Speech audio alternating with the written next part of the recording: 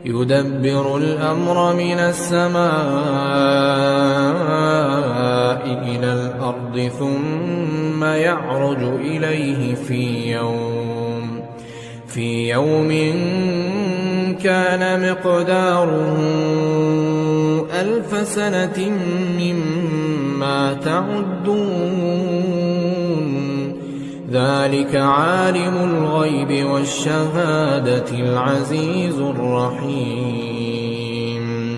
الذي أحسن كل شيء خلقه وبدأ خلق الإنسان من